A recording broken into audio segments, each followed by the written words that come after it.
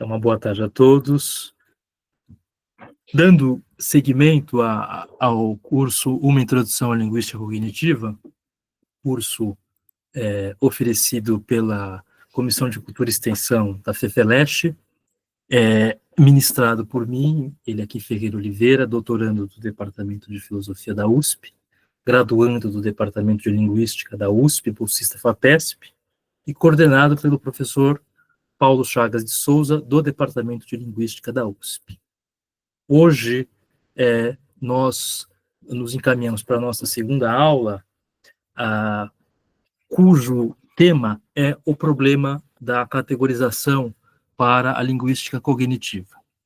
Para abordar esse tema, nós faremos este percurso que se apresenta na tela,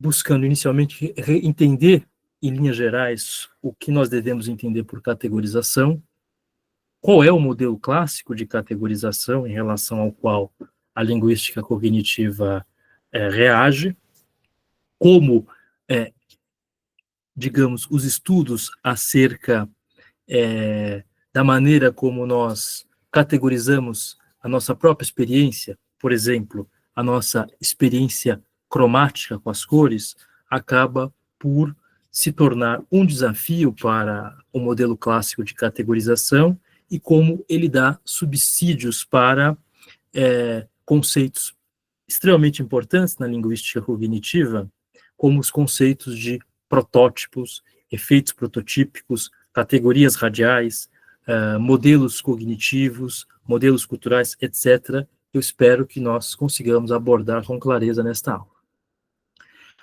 Em linhas gerais, a gente pode entender a categorização como o processo através do qual nós agrupamos entidades semelhantes em um mesmo conjunto. Essas entidades podem ser objetos, pessoas, lugares, e etc. Quer dizer, não há um limite para o tipo de entidade que nós possamos agrupar em uma classe segundo algum critério.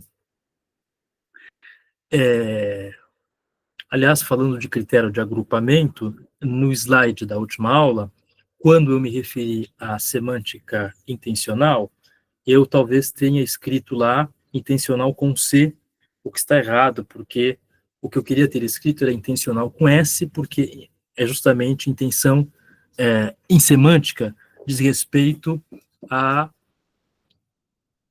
aquilo que define um determinado conjunto, né? Se relacionando com o conceito de extensão, que é a extensão dos elementos que pertencem àquele conjunto. Agora, existe uma relação bastante próxima entre a categorização e a linguagem, porque quando nós produzimos discursos acerca do mundo, nós costumamos, é muito comum, isso aparece em qualquer expressão acerca do mundo, conjuntos de objetos, atividades ou qualidades. E uma questão que se coloca, uma questão antiga, que talvez tenha uns 2.400 anos, é como elegemos os atributos relevantes para a inclusão de um elemento em determinada categoria. Quando eu digo uns 2.400 anos, é porque a categorização é um problema explicitamente discutido por filósofos como Aristóteles, e que justamente pensavam a noção de definição como um conjunto de elementos sem o qual uma determinada categoria não poderia ser aquilo que ela é.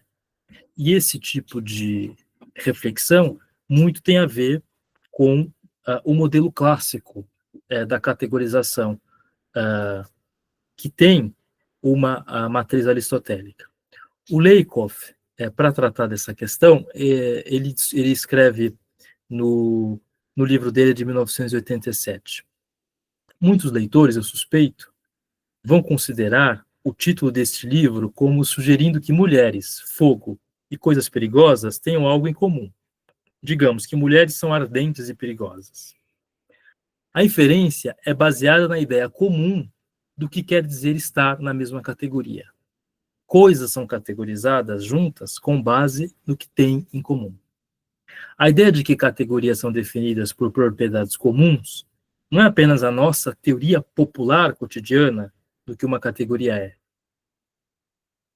mas também é a principal teoria técnica, aquela que tem estado conosco por mais de 2000 anos. Então, por mais de 2000 anos, nós mantemos essa ideia de que categorizar diz respeito a agrupar coisas segundo propriedades comuns. Por exemplo, nós poderíamos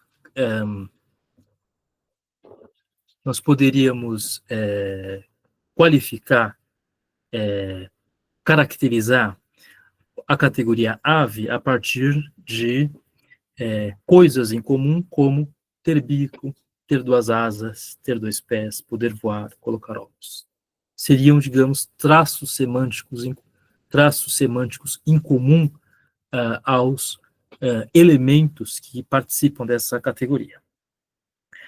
Para esse modelo clássico, a condição necessária e suficiente é que os elementos que participem dessa categoria apresentem todos esses atributos. Então, esses atributos são justamente aquilo que esgota a própria categoria de um ponto de vista semântico. Bom, esse modelo apresenta problemas justamente pelo fato de que, vamos dizer assim, a realidade é mais complexa. Gaivotas e pardais, se nós levássemos em consideração essa definição da categoria de ave, se enquadrariam muito bem na categoria, ao passo que pinguins já não se enquadrariam muito bem, já que pinguins não voam, pinguins não têm exatamente algo que nós possamos chamar de asas, né? E a gente poderia ir até além, porque, bom, enfim. O fato é que se desenvolveu uma semântica estruturalista, de certa maneira tentou fundamentar, de um ponto de vista científico, esse modelo clássico de categorização. É o caso da obra do Katz e Fodor, Structure of a Semantic Theory, de 1963. A ideia de Katz e Fodor é que nós podemos criar um sistema de traços para definir a estrutura semântica de itens lexicais. Por exemplo, eu posso, ao comparar duas categorias, a categoria de égua e a categoria de cavalo, apresentar traços, os traços que determinam cada uma dessas categorias, e mostrar, na verdade, que a retirada de um traço de uma categoria é justamente o que transforma uma categoria em outra. Ou, pelo contrário, o acréscimo de um traço a uma categoria é o que transforma a categoria em outra. É nesse sentido que, nesse modelo, a apresentação dos atributos é uma condição necessária. Se eu retiro da égua, se eu retiro do cavalo o traço mais macho, ele não é mais um cavalo. Ao passo que se eu acrescento a égua o traço mais macho, ela não é mais uma égua.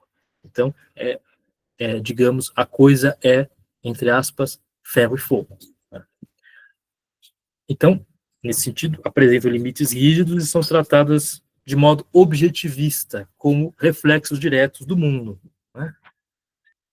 Essa categoria de égua de cavalo, ela é o espelho da própria entidade que existe na realidade. Um livro justamente que vai questionar esse modelo de correspondência entre a representação e a própria realidade, e que, de certa maneira, se enquadra bem nesse movimento todo que vai desencadear na linguística cognitiva, é o livro A Natureza e o Espelho, a Filosofia e o Espelho da Natureza, né, do Richard Hort. No modelo do Katz e Fodor, a representação justamente de uma categoria seria mais ou menos como esta, né? Que lembra o tipo de representação que é comum na gramática gerativa. Nesse caso, levando em consideração traços, né? Vocês vejam aqui, no caso de bachelor, solteirão, né? O traço masculino, o traço humano, o traço animal, que é um hiperônimo desse traço masculino aqui. Bom, as críticas a esse modelo são já bastante antigas, mas uma que se destacou muito antes da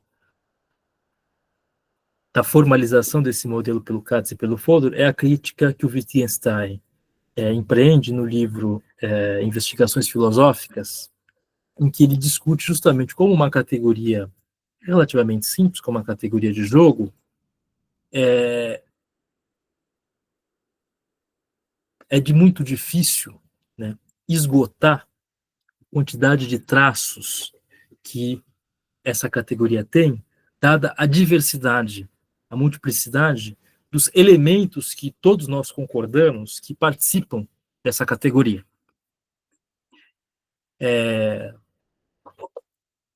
O que o Wittgenstein nota é que, na verdade, se nós considerarmos todos os membros dessa categoria, o que há entre eles é algo como uma semelhança de família. Existem traços partilhados por alguns que não são partilhados por outros, mas esses outros partilham com os primeiros alguns traços, né? E o que há em geral nesse caso é uma grande semelhança de família, que é a metáfora utilizada pelo Wittgenstein, sem que todos eles tenham todas as propriedades em comum definidas pela categoria.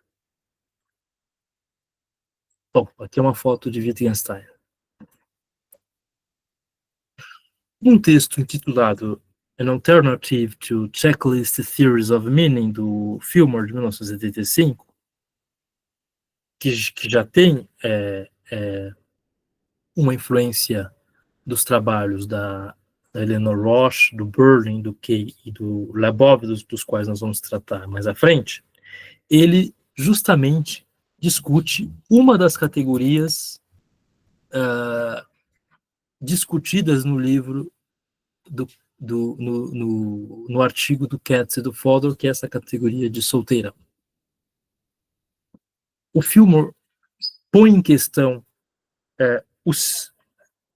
a determinação do significado dessa categoria a partir de uma lista de verificação, como ele diz.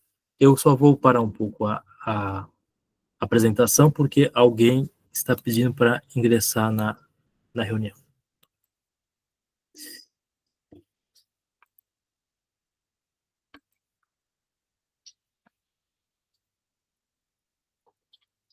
Se vocês puderem reencaminhar o link da lista de presença aqui, para os colegas que estão entrando, eu agradeço.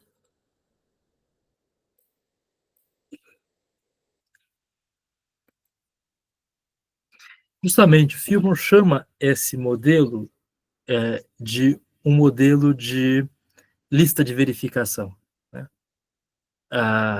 Nós listamos os traços e verificamos se aqueles traços esgotam a própria categoria.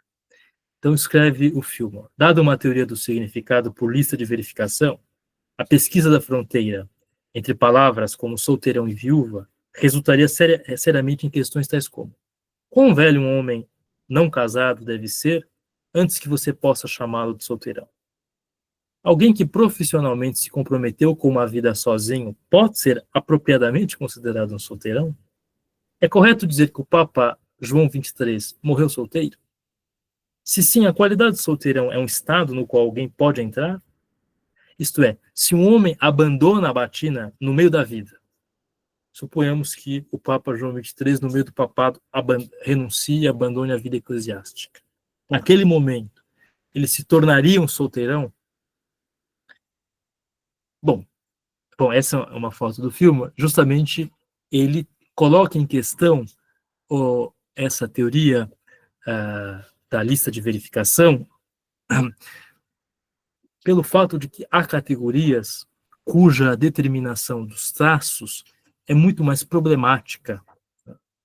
No caso dessa palavra, a decomposição do item com base no traço como mais macho, mais adulto, menos casado, não é suficiente para descrever o significado da palavra. Na verdade, para Fillmore, a definição de qualquer termo depende de uma referência a um domínio cognitivo específico. Então, a esse domínio cognitivo, o Fillmore chama de frame. Né? É, na verdade, digamos assim, um conjunto de cenas nas quais, em relação às quais aquela palavra, ou aquela expressão, ou aquela sentença se coloca. Um certo conhecimento compartilhado em relação às expectativas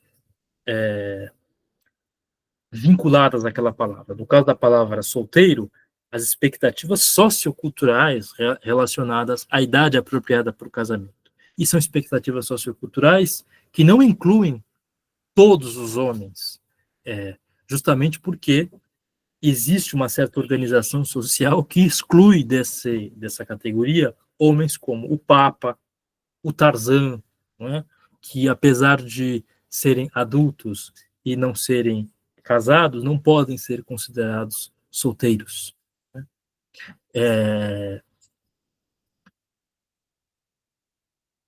Então, justamente nós vimos, a teoria clássica da categorização afirma que as categorias são baseadas em propriedades compartilhadas. Pensando na crítica desenvolvida pelo Fillmore, outras consequências dessa visão podem ser consideradas problemáticas e foram observadas pela Eleanor Roche e pelo Lakoff. Uma delas se categorias são definidas apenas por propriedades que são compartilhadas por todos os membros, então nenhum membro deve ser um exemplo melhor da categoria do que outros membros. Certo? Digamos assim, não deve haver um membro exemplar daquela categoria, se todos compartilham as mesmas propriedades que esgotam semanticamente a categoria. Se categorias são definidas apenas por propriedades inerentes aos membros, então as categorias devem ser independentes das particularidades de quaisquer entes que empreendem a categorização. O que isso significa aqui? Se os traços dos entes que participam daquela categoria são inerentes a eles, eles não podem depender deste sujeito que somos nós, isto é, os sujeitos que categorizam. Eu, como um sujeito que categoriza o mundo, não posso categorizar de tal maneira que características minhas, que digam respeito à minha natureza, influencie a percepção daqueles traços, já que aqueles traços dos participantes da categoria são inerentes a esses participantes. Tem uma visão aí que a gente pode chamar de objetivista. Né? Elas não devem envolver questões como a neurofisiologia humana, o movimento do corpo humano e capacidades específicas do ser humano de perceber, formar imagens mentais, aprender e se lembrar, organizar as coisas aprendidas e comunicá-las eficientemente. Nesse modelo, a categorização diz respeito, sobretudo, a pedra de toque da categorização são os objetos categorizados, e não o sujeito que categoriza. Essas duas consequências serão postas em questão. A partir dos anos 1960, começa a haver entre antropólogos e psicólogos uma crítica à chamada hipótese relativista, que era compartilhada inicialmente por linguistas e depois também por antropólogos, né? Na linguística ficou conhecido como relativismo linguístico e na antropologia como relativismo cultural. No caso da linguística, aqueles considerados os grandes articuladores dessa hipótese são Sapir e Whorf e, sobretudo, de maneira mais destacada, Whorf. A ideia de que a, a, a, a organização das línguas é arbitrária e depende inteiramente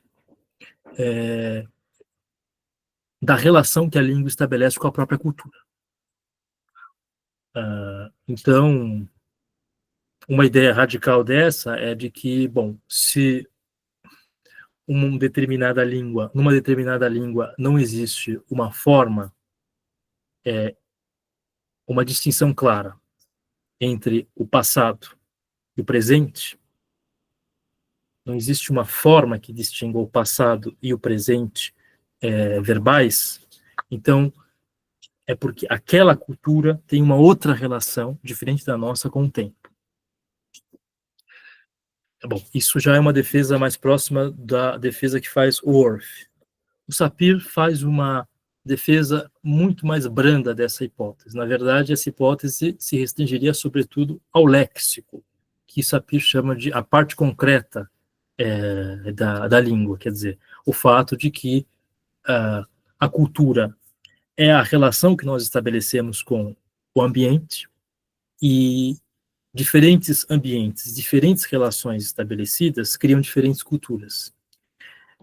E isso impacta o léxico, justamente as categorias que nós utilizamos para representar, enfim, os objetos da realidade.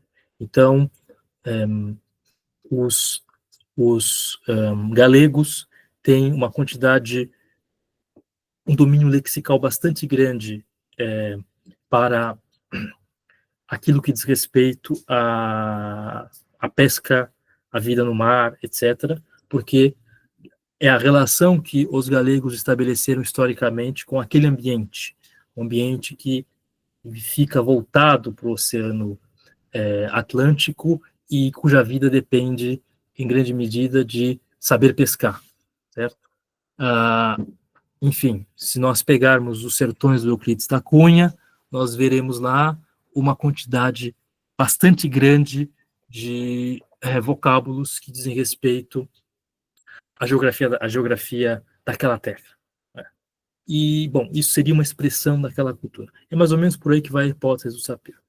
E uma das defesas dessa tese dizia respeito à nomeação das cores. A nomeação das cores nas línguas em geral é arbitrária.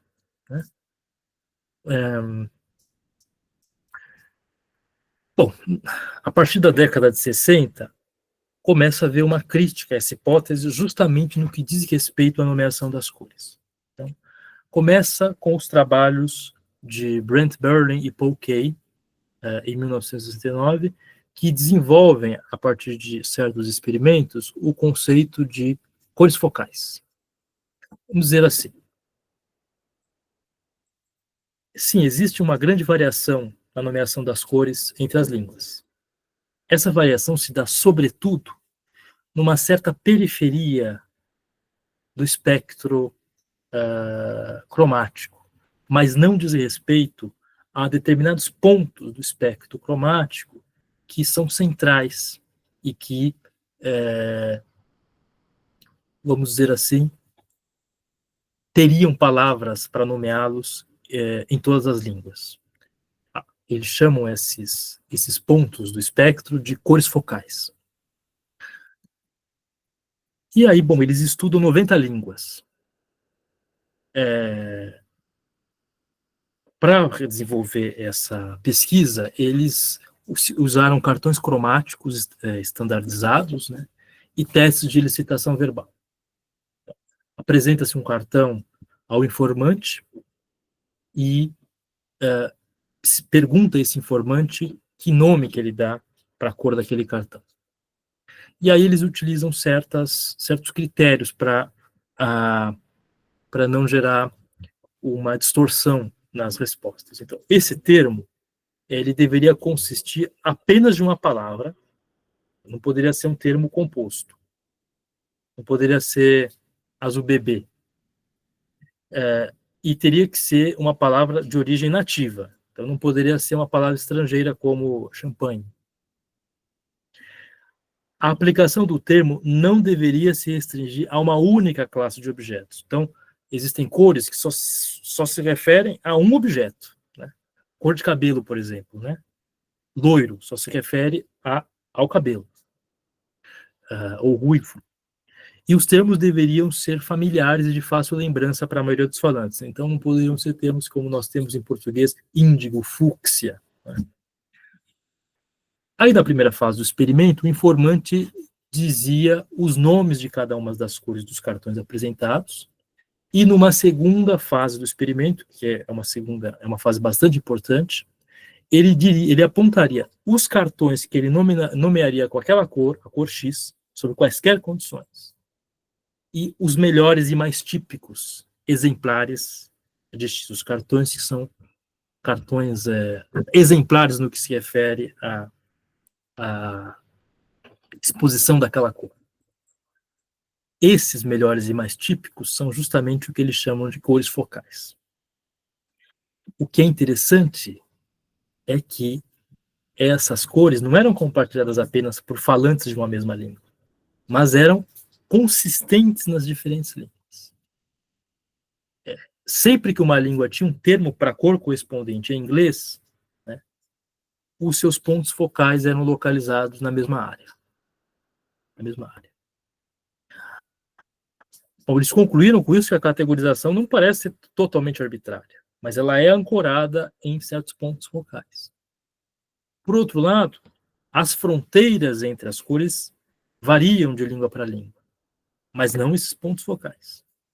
São 11 pontos focais que eles passaram a chamar de universais perceptuais. Então, suponhamos que uma língua só tenha 2 termos para cores. Esses termos provavelmente serão branco e preto. Branco e preto. Se for um termo só, ou será branco ou será preto. Se a língua tiver 3 palavras para cores, vai ser branco e preto e vermelho. 4 palavras, poderá ser branco, preto e vermelho, a quarta poderá ser verde ou amarelo, né? E assim vai. Então, o verde e o amarelo, eles têm uma distribuição equivalente, tal como o branco e o preto, e o roxo, o rosa, o laranja e o cinza também eles têm uma distribuição igual. Uma língua poderia ter um ou outro, né? Mas são considerados pontos focais. Isso é uma hierarquia desses pontos focais. E Eleanor Roche, uma importante psicóloga, ela quer entender, dadas as pesquisas de Berlin e Kay, qual é a base psicológica para esses pontos focais. Então, ela passa a estudar as cores utilizadas por os termos para as cores, né, utilizados pelos Dani, que são uma tribo da Nova Guiné. Eles têm apenas 2 termos básicos para cores, né, que podem ser traduzidos, são termos básicos, né? Não quer dizer que eles não tenham outros termos. Esses são os básicos. Podem ser traduzidos para branco quente e preto frio, né? Esse primeiro termo básico, branco quente, inclui todas as cores que nós costumamos chamar de cores quentes. Vermelho, amarelo, laranja, roxo, avermelhado, rosa, etc. E o segundo, todas as cores frias. Azul, verde, cinza, marrom, etc. Apesar dessas duas cores básicas, eles reconhecem perfeitamente todo o domínio cromático porque eles usam termos compostos para indicar tonalidades, como nós fazemos em português também, quando a gente diz, por exemplo, azopicina.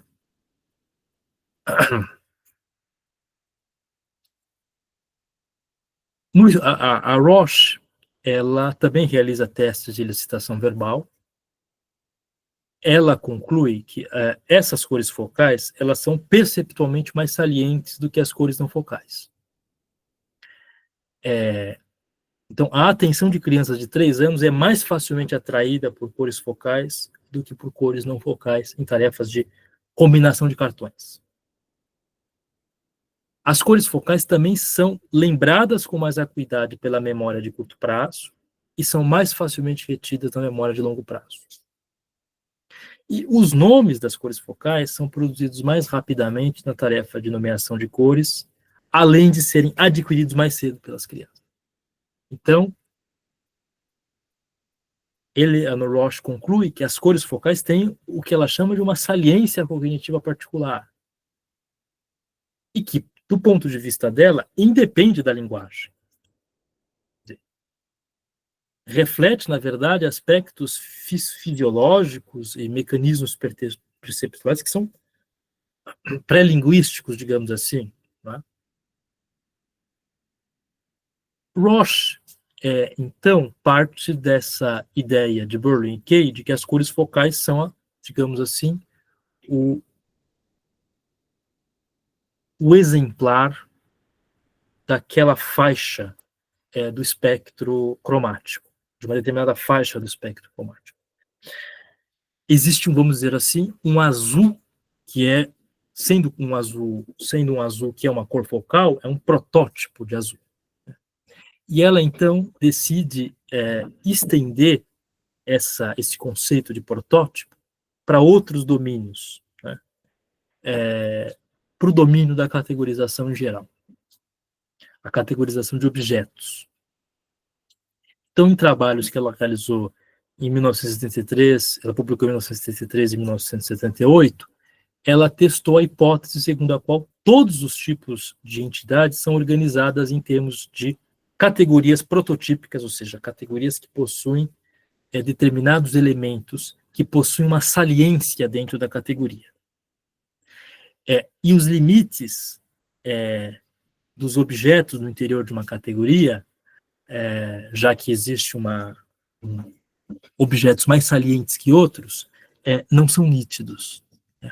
Então, ela passa a realizar uma nova pesquisa, ela se vale do julgamento de estudantes universitários acerca de categorias como fruta, mobília, veículo, arma, legume, ferramenta, ave, esporte, brinquedo.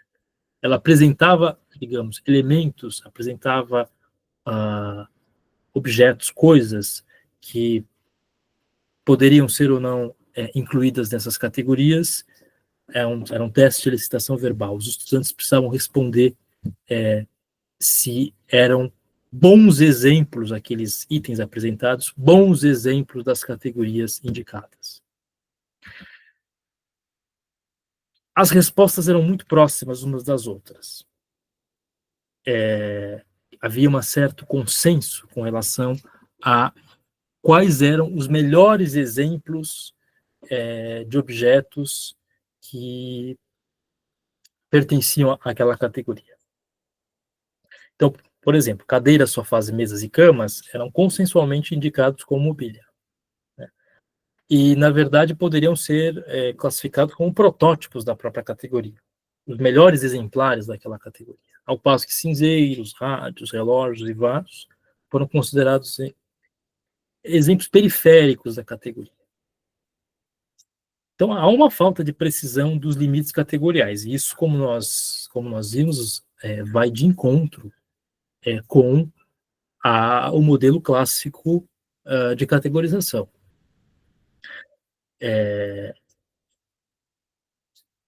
O experimento das cores já mostra que a categorização das cores depende da nossa fisiologia de certas estruturas cognitivas pré-linguísticas.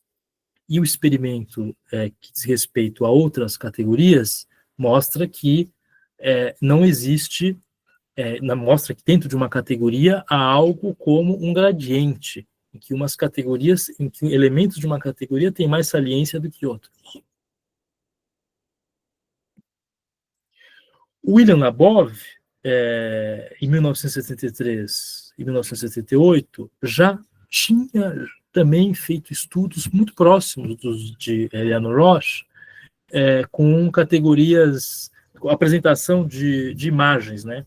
Imagens que colocavam em questão as fronteiras entre certos objetos, como xícaras, canecas e tigelas, né? Onde termina uma xícara e começa uma caneca para vertical, onde termina uma xícara e começa uma cumbuca para horizontal. Né? Bom, o estudo dele dizia respeito à frequência relativa de determinadas respostas. As imagens apresentadas eram estas, e ele se vale dessa ideia de um perfil de consistência. Vamos dizer assim, se todos os informantes nomeassem um objeto como xícara, um objeto específico como xícara, então a consistência daquele objeto seria de 100%. Um desses objetos aqui.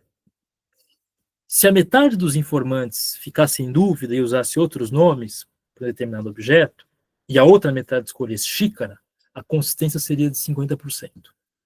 E se ninguém atribuísse aquele objeto o nome de xícara, a consistência seria zero. Um objeto aqui tinha uma alta consistência com relação à xícara. É o objeto 1. Essa consistência ia caindo, né, até o objeto 5. Né? Ela ia caindo nessa direção aqui. A segunda parte do experimento do Labov era colocar o objeto numa situação contextual. Ele mostrava as mesmas imagens. E a pessoa tinha que dizer qual objeto daqui era adequado para uma situação envolvendo tomar café. Qual era adequado para uma situação envolvendo mesa de jantar na qual os objetos contêm purê de batatas.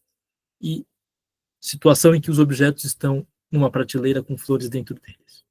Os resultados é que, nesses contextos, os resultados são diferentes e apresentam uma guinada significativa. Por exemplo, no contexto envolvendo comida, os objetos 3 e 4, esses dois aqui, deixaram de ser xícara para a maioria dos informantes. Com o contexto, a coisa mudou. Eles passaram a ser tigelas.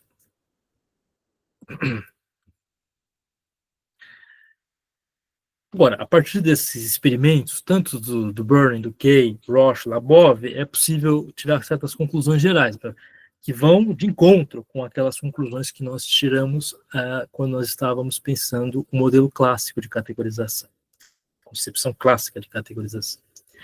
As categorias não representam divisões arbitrárias de entidades do mundo, mas surgem baseadas em capacidades cognitivas da mente humana, sobretudo no caso das cores. Nós poderíamos também considerar aí que elas variam se incluírem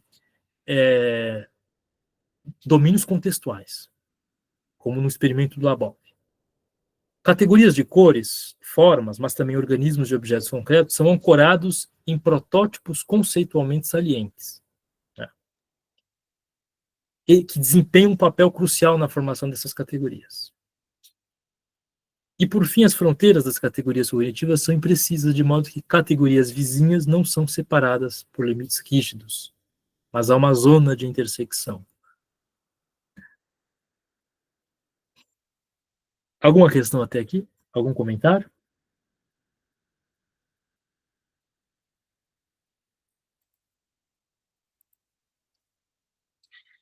Vamos ver aqui.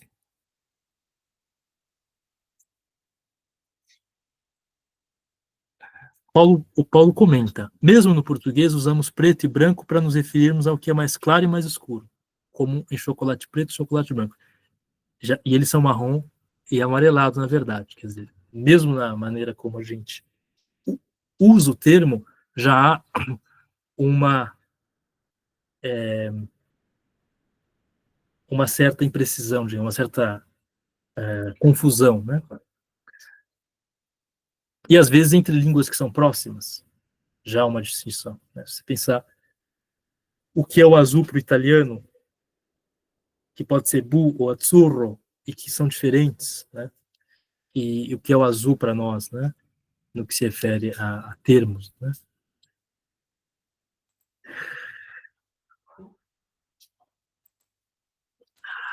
É, as conclusões do Berlin e da Roche também levam em consideração o fato de que as categorias elas possuem certos níveis de especificidades. Existem, digamos, categorias mais gerais e categorias mais específicas, né?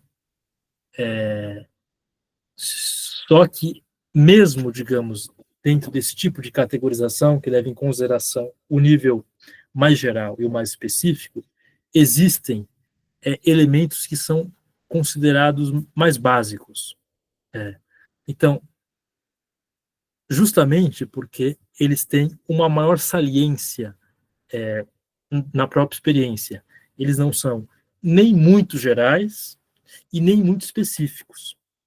Se pensarmos em veículo, carro e Jeep, o elemento mais básico é o carro. Ou fruta, banana, banana prata. Quer dizer, carro representa melhor, digamos, essa grande categoria que pode incluir conjuntos mais gerais e conjuntos de elementos unitários. Né? Esse nível básico, como é que nós determinamos esse nível básico aqui?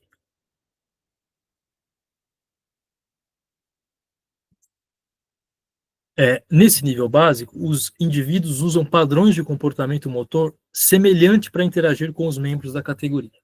Então, se eu pedir para vocês,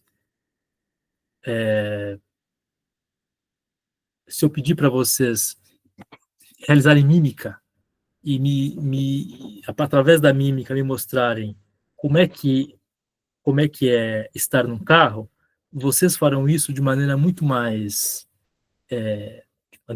fácil do que se eu pedir para vocês fazerem isso estando em um veículo ou um Jeep. Então, em carro, você provavelmente vai fazer um movimento assim. E eu vou dizer, é carro. Como é que seria, digamos, o movimento para representar estar num Jeep ou estar em um veículo? Né? A mesma coisa vale para banana, para cão, né? Para cadeira. Né? Quer dizer, as nossas atitudes, o nosso comportamento motor em relação a esses níveis básicos, eles são mais padronizados. Nós conseguimos formar uma imagem mental única para representar toda a categoria, digamos assim. É mais fácil representar um carro enquanto imagem mental, e até mesmo enquanto uma imagem figurativa, né? Carro, banana, cão, cadeira, do que os demais itens, como veículo, jipe. Né? E é mais fácil para que um outro indivíduo, digamos assim, ao deparar com a representação que se faz dessa imagem, identifique mais facilmente aquela categoria. E os membros da categoria têm formas globais percebidas como similares. Justamente o que diz respeito a essa maior facilidade de identificação daquele membro da categoria. A maior parte das informações úteis e do conhecimento dos falantes sobre os membros da categoria são organizados. Né? Temos, digamos assim, um conhecimento mais organizado do que seja um carro, do que o conhecimento que nós temos do que seja o veículo ou o Jeep.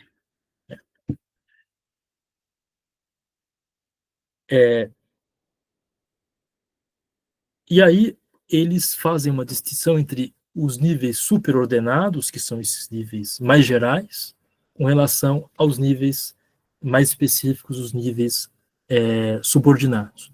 No que se refere a esse nível superordenado, nível mais geral, o veículo em relação ao carro, a semelhança entre os membros é menor, em contraste com a semelhança entre os membros das categorias de nível básico. Se vocês pensarem na semelhança entre um carro e um caminhão, a semelhança é menor do que entre um carro sedã e um carro SUV. O número de atributos definidos desse membro do nível superordenado é mais baixo do que nas categorias de nível básico, justamente porque ele é mais geral. Né? E os nomes das categorias superordenadas tendem a ser nomes não contáveis, mas eles tendem, não quer dizer que sejam sempre nomes não contáveis. Então, vamos dizer assim, eu digo lavei a louça, né, que é usando, digamos, a categoria de nível superordenado. Se eu vou usar o nível básico, mais específico, eu digo lavei os pratos e os talheres, e aí já é algo contável. Mas essa é uma tendência. E os falantes normalmente percebem os termos de nível básico como os verdadeiros nomes do referente. Daí essa noção de protótipo. Esses termos costumam ser mais... Isso também é uma tendência, né? Costumam ser mais curtos do que os termos em outros níveis. Normalmente são monomorfêmicos, né? Ou seja, eles não são compostos, né? Não costumam ser criados como extensões metafóricas a partir de outros nomes.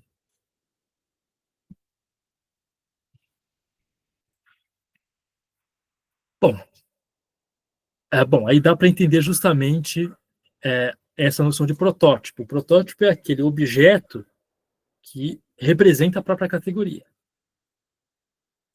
E entre o protótipo e as fronteiras da categoria, há muitos membros intermediários, representantes que são mais próximos do centro prototípico e representantes mais distantes desse protótipo, e que, portanto, compartilham menos traços com o núcleo prototípico, que é o próprio núcleo categorial.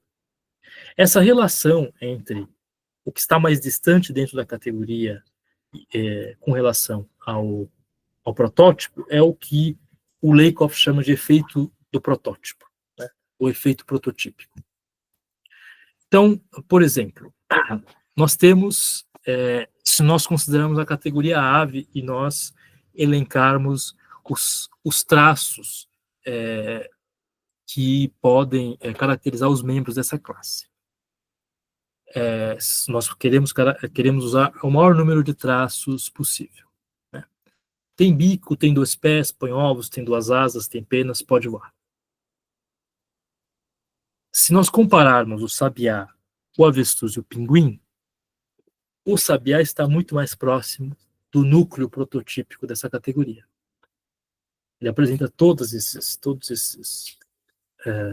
qualificações. O avestruz estaria no nível intermediário, porque ele não pode voar. E o pinguim estaria já na fronteira, próxima fronteira da categoria, porque ele não tem asas, né? Ele também não tem algo que nós possamos chamar de penas, e ele não pode voar.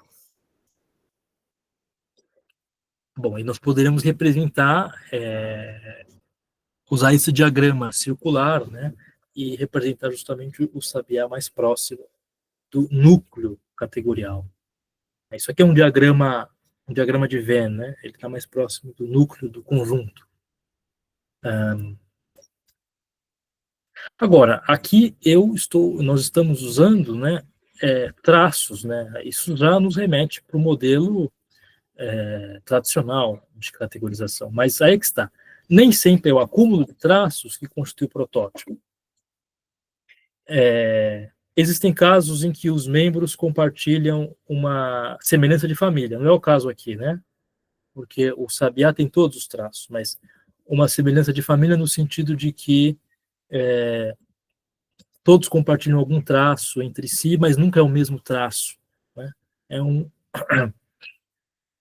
E há casos em que o protótipo também é definido por uma frequência estatística, ele aparece mais, e, portanto, ele representa melhor aquela categoria do que outros, né? Agora,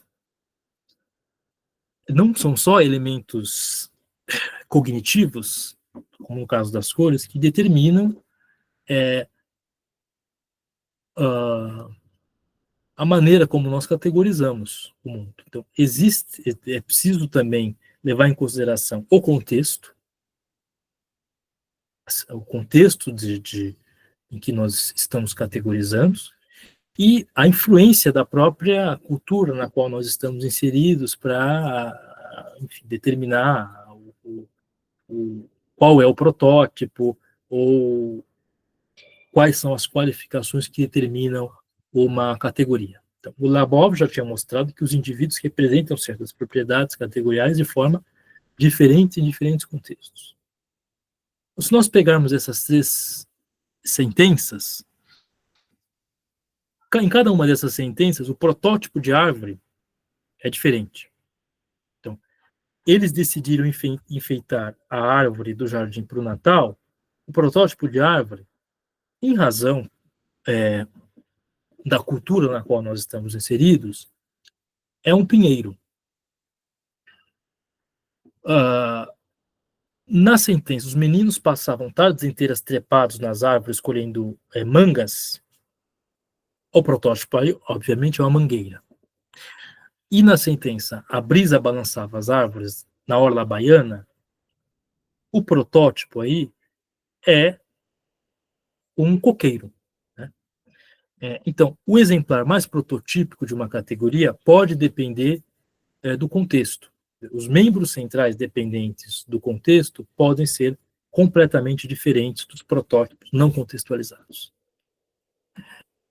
Agora, que vem a ser o contexto? Né? Para a linguística cognitiva, como nós vimos já na primeira aula, a base fundamental para a cognição são as experiências vividas pelos indivíduos através de seus corpos e através da ação desses indivíduos no ambiente. Isso já inclui um domínio contextual bastante amplo. Existe um contexto que nós podemos chamar de contexto linguístico. Né? Em situações de comunicação, nós podemos levar em consideração experiências cognitivas locais, no interior daquela situação de comunicação, registros compartilhados em uma conversa que está em andamento, que representa justamente um contexto que nós podemos chamar de linguístico, que diz respeito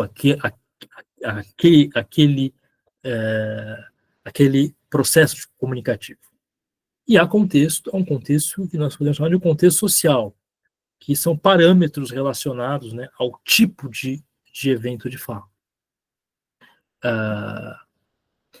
Um autor chamado Clarke, no livro Use Language, de 96, ele busca definir justamente o contexto linguístico. Quais seriam os aspectos que determinam aquilo que nós podemos chamar de contexto linguístico?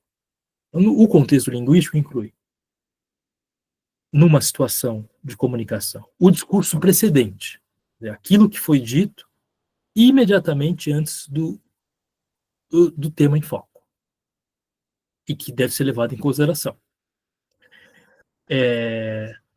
Mas também o ambiente linguístico imediato, né? Quer dizer, a expressão ou a frase em que o termo ocorre. Então, aí é o domínio da expressão da frase. E, bom, é esse ambiente que determina justamente, que possibilita diferentes interpretações para o mesmo vocábulo. Né? Então, como um vocábulo como manga, nós podemos interpretá-lo de formas distintas, porque o ambiente linguístico imediato no qual ele ocorre é distinto. Em um menino comer uma manga, esta manga é uma fruta, ao passo que a manga da camisa está manchada, esta manga é uma parte da roupa. Né? Bom, e isso diz respeito justamente à expressão ou à frase em que o termo ocorre. Devemos considerar também o tipo de discurso, né? Que pode ser, no caso, o tipo de gênero textual na qual um termo ocorre ou um tema se desenvolve, né? Ou no registro mesmo de uma um registro que pode ser formal ou informal, ou também o campo discursivo, se é legal, se é eclesiástico, político, etc., de ocorrência do termo. Lembra justamente aquilo que eu falei para vocês na primeira aula, a ideia do Rastier de que a semântica diz respeito ao texto, porque é o texto que vai determinar justamente, e portanto todo este contexto linguístico, que vai determinar justamente a significação dos termos e das expressões e das sentenças. Já o contexto social, ele é bastante amplo. Reflete o tipo de situação em que os participantes estão imersos e as relações sociais estabelecidas entre eles, inclusive relações de poder entre os participantes. E como é que isso influencia os estados mentais desses participantes. E também a reação de um participante ao outro, que é baseada na imagem que um participante constrói do outro. Então, o falante, além de ele construir mentalmente a realidade física, ele reage ao interlocutor e imagina os estados mentais do interlocutor. Quais são os estados de conhecimento, de crença e de intenção do interlocutor.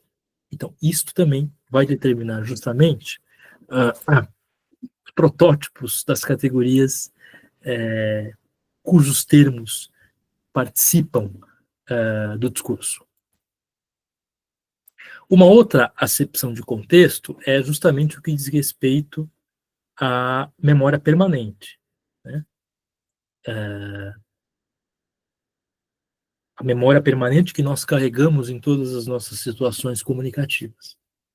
Então, as categorias cromáticas podem variar quanto ao seu núcleo prototípico em função de sua associação a diferentes domínios cognitivos, né?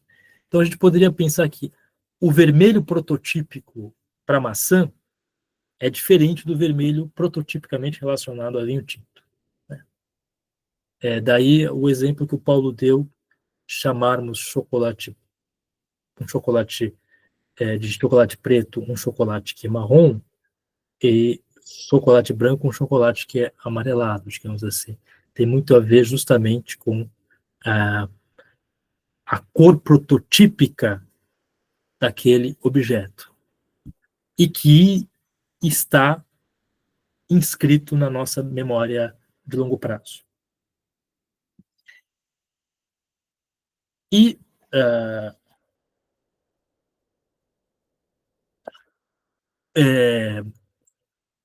existe uma relação entre os protótipos e os fatores eminentemente culturais. Cultura entendida num sentido muito amplo, né?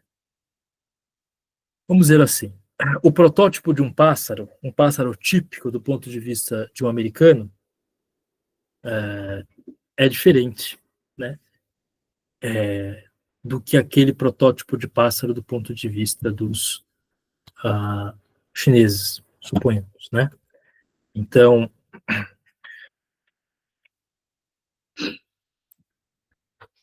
e existe um estudo feito pelo Ungar e Schmid, em 1996, eles discutem a categoria primeira refeição do dia, comparando, digamos, dois modelos culturais. O modelo francês, do Petit Déjeuner, e o modelo inglês do breakfast. E são protótipos completamente diferentes, é claro. Então, o modelo francês parece um pouco mais com o nosso modelo, o modelo brasileiro, que inclui o café e um pão. Um pão prototípico como o croissant, no caso do modelo francês. Ele tende a ser, então, frugal, porque está inscrito naquela cultura que a primeira refeição do dia ela deve ser menos fornida, a segunda refeição, o almoço, mais abastecida, e a última refeição também, digamos, tem que ser um gran finale, né? Uma boa refeição, uma lauta refeição. Já o modelo inglês, a primeira refeição do dia é aquilo que vulgarmente a gente chama de uma refeição ignorante, quer dizer, porque pode incluir cereal, leite, chá, café, suco de laranja, torradas, manteiga, geleias, além de bastante proteína, bacon, ovos, salsicha, tomates, né? A ideia de que a primeira refeição tem que ser bem fornida. A segunda refeição, nem tanto. Mas a última, sim, o jantar se mantém como bem abastecido, né? Isso cria, digamos, um protótipo que é influenciado pela cultura. Então, percebam que a coisa é muito complexa no que se refere à categorização. Inclui aspectos cognitivos, aspectos contextuais, que diz respeito ao contexto linguístico imediato, ao contexto linguístico precedente, ao tipo de discurso, mas também existe a cultura influenciando a maneira como nós categorizamos o mundo, e aí vocês vejam como a coisa é complexa. E eu acho que por isso é hoje, né? Por hoje é só isso. E então eu abro para perguntas. Hoje eu acabei terminando um pouco mais cedo.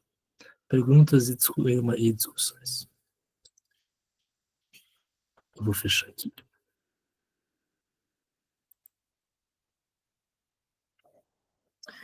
Vamos ver aqui os comentários. Alexandre pergunta: você sabe dizer se esses estudos tiveram impacto para a metodologia filosófica, análise conceitual? Eu acredito que não. Não são muito discutidos na metodologia filosófica. Mas seria interessante. Claro que acaba acontecendo o contrário, né? Os linguistas, como Lakoff, levam muito a sério o que os filósofos têm a dizer sobre categorias, né? Leem muito mais os filósofos, né? Ao passo que os filósofos, na verdade, não leem muito os linguistas. Inclusive, tem um linguista francês, o Auroux, que faz justamente essa crítica aos filósofos, dizendo como é que vocês querem desenvolver uma filosofia da linguagem se vocês não leem os linguistas, quer dizer, justamente aqueles que têm como função o estudo da linguagem, né? Vocês, quando querem desenvolver uma filosofia da física, estudam os físicos, o trabalho dos físicos, acompanham o desenvolvimento científico, mas no caso da filosofia da linguagem, vocês ficam criando a filosofia da linguagem a partir de abstrações, etc., e não levam em consideração o trabalho empírico, né? Então, não deveriam levar em consideração, mas acho que não levam. Aí, Lauro diz que no Nordeste manga tem ainda uma terceira acepção, que é o cercado com pasto, né? Coloquei o gado na manga durante o período de verão. O Polygraph diz, no Nordeste também se dizia, com minha avó, tá mangando de mim. Quer dizer, mangar de mim tem esse sentido de fazer troça, né? Zombaria, né?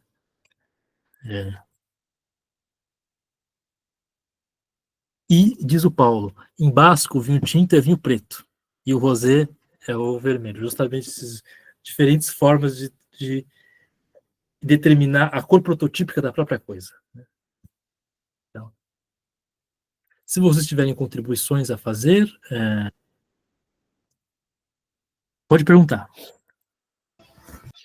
Muito interessante essa aula de hoje, como sempre, né? Queria comentar, então, a categoria, no caso, que você está falando, é a categoria ontológica do Aristóteles, né? Que vem da tradição filosófica, e houve estudos que associaram, inclusive, as classes de palavras das gramáticas a essas categorias ontológicas, e depois também houve críticas a essa associação, né? O Benveniste, se não me engano, criticou, dizendo que isso aí não é uma categoria universal, que é uma categoria do pensamento, como os gramáticos acham, uma categoria da língua grega, que o Aristóteles... Pois, embora eu não concorde com o Benveniste, eu continuo achando muito produtivo essa associação que a gramática faz, que alguns estudos fazem das classes de palavras, né, das classes com as categorias ontológicas do Aristóteles. A pergunta é, então, se se é isso, né? Se eu estou entendendo bem, quer dizer que essas categorias, as 10 categorias, né, ontológicas do Aristóteles, é isso que você está se referindo, e que a gramática, né, a tradição da gramática de grega, latina, né, que aproveitou essas categorias para as classes gramaticais. Se é isso, e se essa é uma das diferenças entre, por exemplo, a abordagem da gramática, da tradição da gramática tradicional com a linguística, né, principalmente com a linguística cognitiva, quer dizer, a linguística cognitiva e outras tradições da linguística estão querendo romper com esse paradigma, digamos, do Aristóteles, baseado em todas essas críticas aí que você falou, né, que não, essa categorização baseada no Aristóteles tem falhas, não contempla.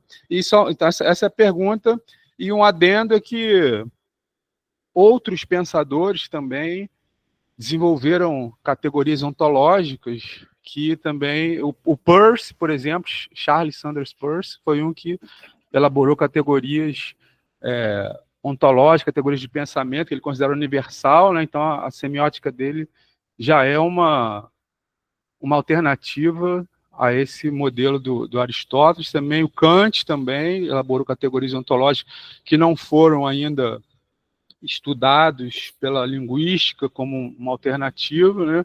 E outros também, se não me engano, é Hegel ou Heidegger, agora estou na dúvida. Um dos dois também desenvolveu categorias ontológicas que seriam alternativas também para se levar em consideração a essas categorias ontológicas. Então, não sei se ficou clara a pergunta. Obrigado pela oportunidade, parabéns aí pela aula. E também quero fazer uma observação que eu não na primeira comentário da aula, eu não estou defendendo o gerativismo, não, nem estou defendendo em outro, eu só fiz um comentário longe disso até. Eu me identifico muito com a Ataliba de Castilhos, né, que ele, na gramática dele de 2010, gramática do português brasileiro, ele se autodenominou funcional cognitivista. E aí eu sou, assim, totalmente... me contemplou totalmente minhas aspirações intelectuais linguísticas, assim, para mim, ele é alguém que eu sigo. Então, só para deixar claro que a observação que eu fiz não foi para defender o gerativismo, nem o Chomsky, não. Apesar de que assim, eu tenho 50 anos, fui testemunha da história, como muda, né? O Chomsky na década de 90, eu fiz filosofia na UERJ, de 90, ele era o herói da esquerda, era o intelectual mundial. O Chomsky era o cara que todo mundo citava, de várias áreas, né? Ele dialogou com muitas áreas. Na década de 90, ele era o cara... durante muitos anos, ele foi o modelo de intelectual, inclusive da esquerda, e hoje, né, na linguística, ele é massacrado, né? Se você falar que você é gerativista hoje, né, em determinados lugares, já era para você, vai ser cancelado, vai ser ofendido aí nas redes sociais, tá? Coisa feia. Obrigado a você pela oportunidade. O Paulo teria muito a dizer sobre qual mudou, né, Paulo? Que é o meu co-orientador que está aqui, né? Porque antes era realmente o gerativismo, na sua época, era o grande hot topic, quer dizer, a coisa que, né, tinha que ser. Mas depois ele comenta isso, né? Não, sobre o Ataliba foi aluno do Gilles Fauconnier, lá na Califórnia, se eu não me engano. Então, você perceba que ele realmente estudou com os sujeitos que estavam desenvolvendo esse modelo, né? E agora, essa questão que você colocou é bastante difícil. O Aristóteles tem lá o livro As Categorias. Se a gramática tem uma dimensão ontológica, ou se, na verdade, aquelas ali são categorias universais pelas quais o ser se dispersa, né, como diz Aristóteles, essa é uma questão em aberto que os scholars de Aristóteles discutem. Quer dizer, a gramática tem uma dimensão ontológica para Aristóteles, ela é, digamos, vamos dizer assim, a própria maneira como o ser se diz, né? Ou, na verdade, os 10 predicamentos, ou as 10 categorias são modos como o ser se diz, como o ser se dispersa, né? Mas independentes da gramática. Então, essa é uma questão. Agora, outra questão é que dentre as 10 categorias, há lá a categoria de substância, né, que é a categoria básica do ente, né? Quer dizer, o ente enquanto uma coisa que subsiste, que possui uma essência. Então, o modelo é mais próximo disso, esse modelo tradicional, no sentido de que quando eu digo qual é a essência do ser, eu apresento aqueles atributos sem os quais o ser não pode ser. Né? É mais ou menos nesse sentido que esse modelo se aproxima, né? Não tanto na ideia, não tanto na ideia das categorias, das 10 categorias, né? Substância, qualidade, quantidade, ação, paixão, etc., né? Mas nessa ideia de que diz muito mais respeito à definição, à concepção de definição do Aristóteles, né? Que aparece em textos como os primeiros analíticos, os segundos analíticos, a ideia de que eu defino a partir de certos traços que participam da essência da coisa definida. Isso é em linhas gerais, claro, eu não sou um grande leitor de Aristóteles, mas é mais ou menos por aí. A relação entre o Aristóteles e a história da gramática tradicional, aí eu não sei tão bem, não saberia te dizer. Eu sei quem sabe, quer dizer,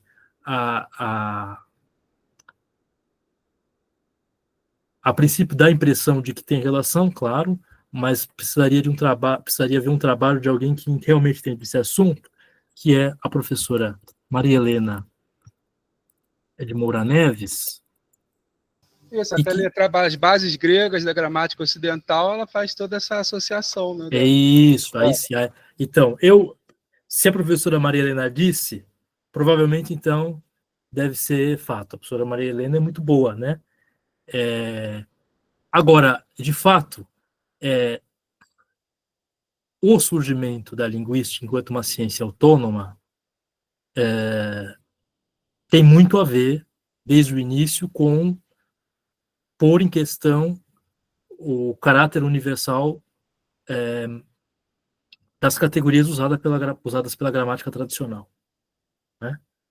Então, por exemplo, pega-se lá a gramática que faz o Padre Anchieta do Tupi e, bom, o Padre Anchieta vai tentar verificar no Tupi todas as declinações que existem no latim. Mas não só no Tupi, no português também existem gramáticas que falam, como é o caso nominativo do português, como é o caso acusativo do português, etc. Então, usar sempre aquela gramática clássica de matriz grega e latina como um modelo para você tentar aplicar todas as línguas, né?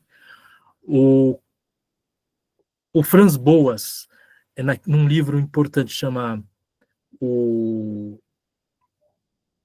Handbook of Indian Languages, American Indian Languages, ele diz lá no prefácio que é um livro em que se descreviam várias línguas indígenas americanas, dentre as quais o Takelma e tudo mais, o Sapir fez o Takelma.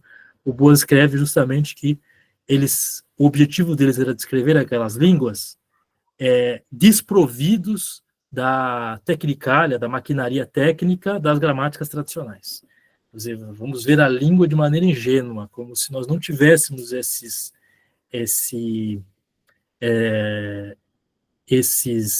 essas categorias que podem ser estranhas àquela língua. Essa ideia do Boas foi uma ideia fundamental para o desenvolvimento da linguística americana, que por muito tempo era uma linguística baseada na descrição de língua, e que criou uma maquinaria técnica do estruturalismo americano fundamental e que chegou ao Brasil e que faz parte dos nossos cursos de linguística, etc. Né? Então, acho que é por aí. Aí você falou do Kant, de fato, Kant propõe a existência de 12 categorias que ele diz ter deduzido, e é sempre difícil entender como é que ele deduziu aquelas categorias, mas são categorias do pensamento, e não se pode pensar senão através daquelas categorias. Né? E ele faz uma crítica ao Aristóteles, ele diz assim, Aristóteles ele não fez uma dedução metafísica das categorias, ele não deduziu essas categorias, ele as foi encontrando de maneira, a expressão que o Kant usa é rapsódica, quer dizer, ele foi encontrando, foi, digamos, tropeçando nas categorias, de modo que categorias que deveriam ser só do pensamento, ele acaba incluindo categorias que para o Kant seriam da experiência, como paixão, que é sofrer uma ação, né? Ou a própria ação, que é uma categoria da experiência, não é do pensamento, enfim.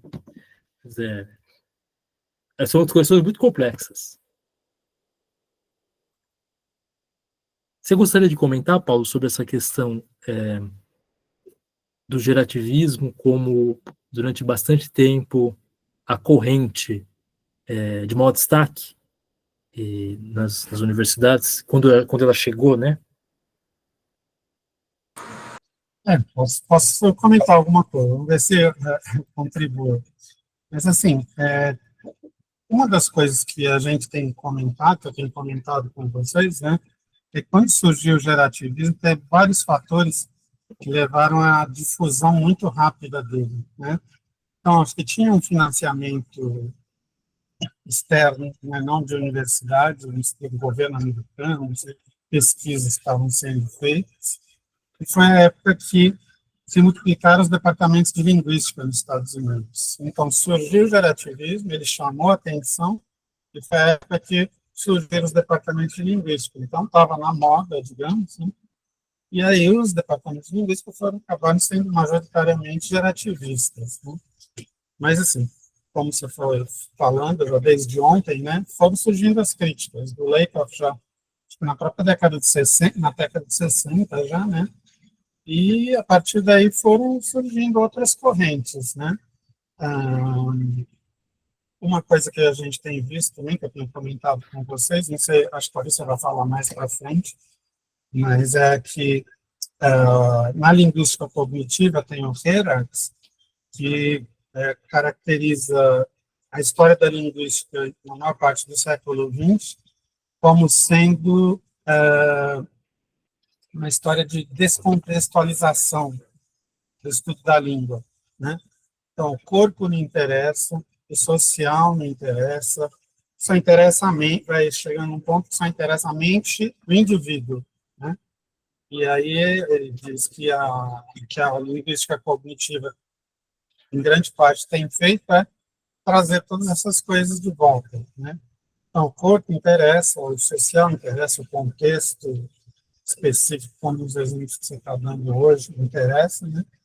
Então, quem ficava insatisfeito com a gerativa tem a linguística cognitiva, tem outras abordagens, né? Então não tem mais esse monopólio ou quase monopólio que ela teve quando surgiu, né? Ou, talvez até a década de 60, 70, né? De 80 para frente já foi tendo alternativas mais fortes, digamos, né? Não sei se é tipo por aí que você tinha pensado, se tiver alguma outra coisa que eu falo também.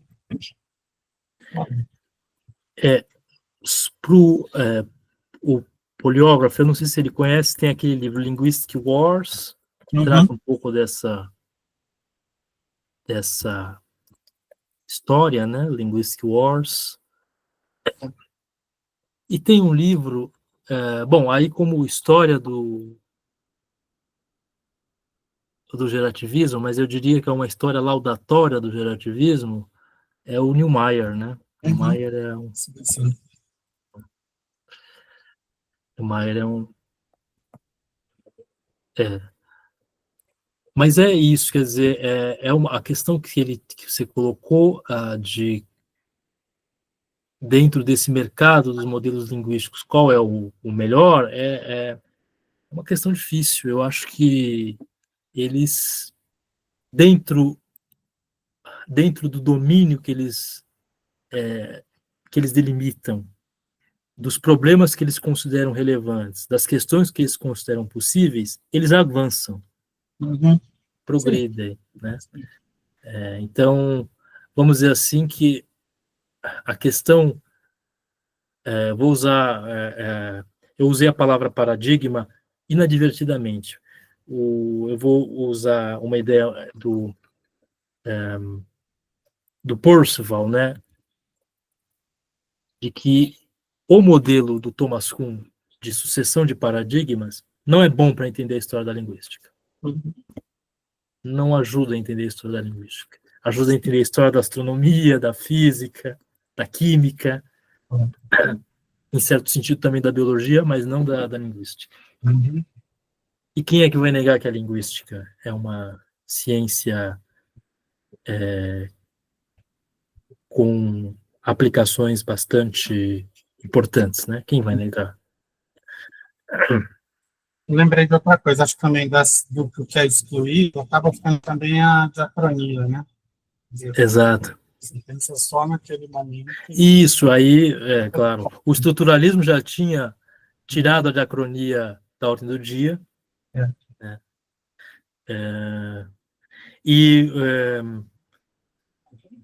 um livro interessante que conta essa história de como voltou a diacronia e de como voltou o social é o livro do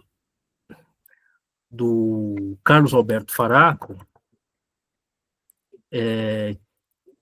introdução, acho que é isso, introdução à linguística histórica, porque aí ele mostra tanto a abordagem, uma abordagem mais, como é que eu poderia dizer, uma abordagem não estruturalista, mas mais estrutural do desenvolvimento, da evolução das línguas, que é a dos neogramáticos, até uma abordagem que leva em consideração aspectos sociais, como a abordagem da sociolinguística, variacionista, tudo, passando pelo Meillet. É um livro bem interessante nesse aspecto, né? Até o Martinet entra nessa história. Sim, eu tenho ele ali, como é que chama? Economia, mudanças. Exatamente. E a ideia, digamos assim, tem duas vertentes. Uma é, vamos estudar a mudança linguística conjugada com a própria mudança social, e como a mudança social implica a mudança linguística. Ou nós vamos só recorrer ao social quando o estrutural não explica mais. Que é o modelo mais ou menos do Martinet. Eu recorro ao social, mas quando as estruturas já não explicam. Quer dizer, o Faraco discute essas duas vertentes. Então é bem interessante nesse aspecto. Com essa coisa do social também, uma coisa que eu fiquei lembrando, que é assim, a sociolinguística foi que introduziu o social mesmo na linguística, né? Tanto que o Labov achava estranho chamar de sociolinguística, porque para ele a língua é inerentemente social, então para que chamar de social? Mas ele acabou aceitando o termo, né? Que era o que o Meillet dizia. O Meillet já dizia isso. Mas tem um trabalho, eu não sei se é no final do século XIX ou é começo do século XX, um trabalho que era tipo sociolinguística, que é do Bochat. Ele teve numa vila, num vilarejo, não sei se era na Suíça, até que era vendo o dialeto local. E aí ele comenta das diferenças com relação à faculdade diferente, de sexo diferente, etc. Então, até foi republicado recentemente uma tradução para o inglês falando desse trabalho. Como era completamente diferente do que você fazia, nem ele levou muito adiante, né? Ele fez o trabalho e ficou lá encostado, assim, digamos, né? Mas digamos, um precursor da sociolinguística. Bem interessante. Bom, e tem esse livro, né, do Roberto Camacho, que é o da linguística formal à linguística social. Esse livro é interessante também. Eu mando o link aqui da editora Parábola, embora eles não estejam patrocinando esse curso. Vou passar, peraí, dessa recontextualização, né? Estava até com ele aberto aqui. Deixa eu ver.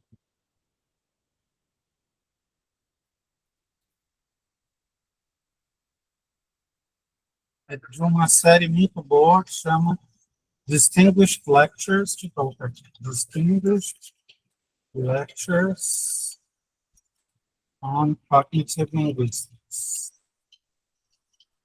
E aí o do Herax, não,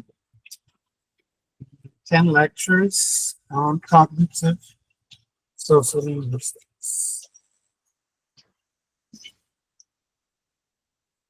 Isso que ele fala, acho que é na primeira palestra que ele deu, se não me engano, dessa série aí, né? É interessante essa série também, que assim, foram palestras.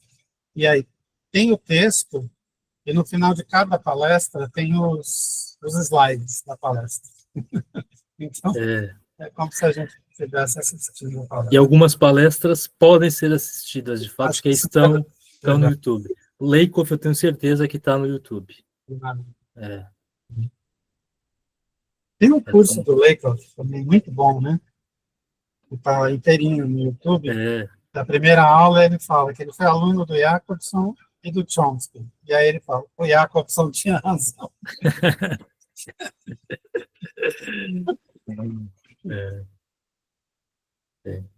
Bom, Aí a próxima aula, a gente vai entrar nos frames do Fillmore, nessa ideia de modelo cognitivo idealizado do Lakoff, e na gramática cognitiva do Langacker, e certas categorias, justamente, que não são as categorias da gramática tradicional, que tem uma base espacial e temporal, que do ponto de vista do Talme, existem em todas as línguas, sendo marcadas na gramática ou não? Marcadas, digamos, em elementos gramaticais ou não? Então é bem interessante, né? Categorias como plexidade,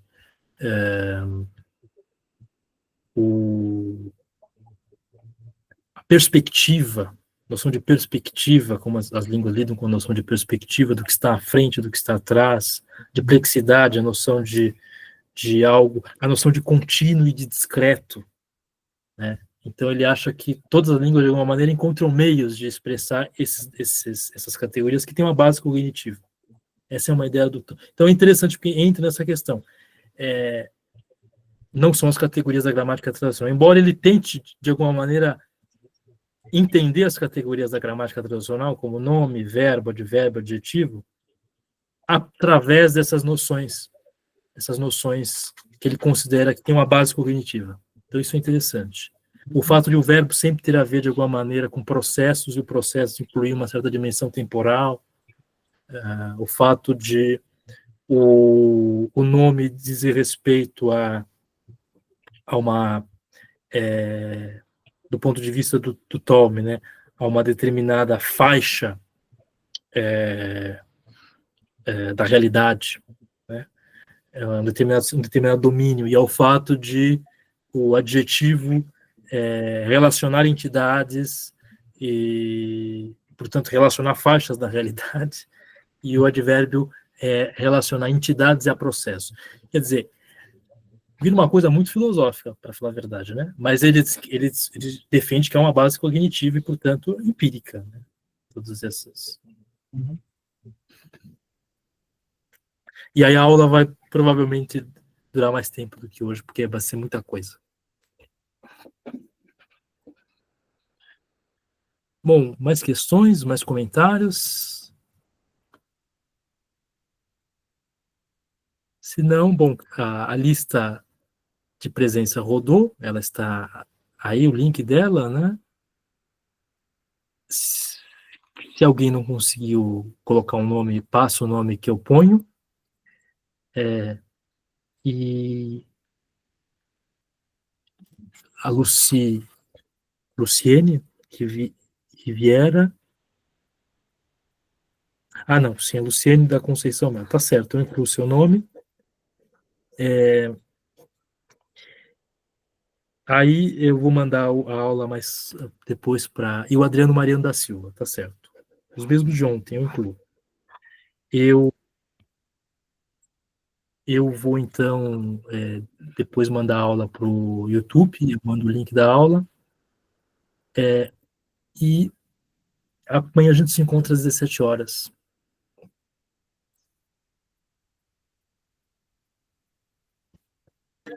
Deixa eu anotar também o nome da Eni Maria de Oliveira.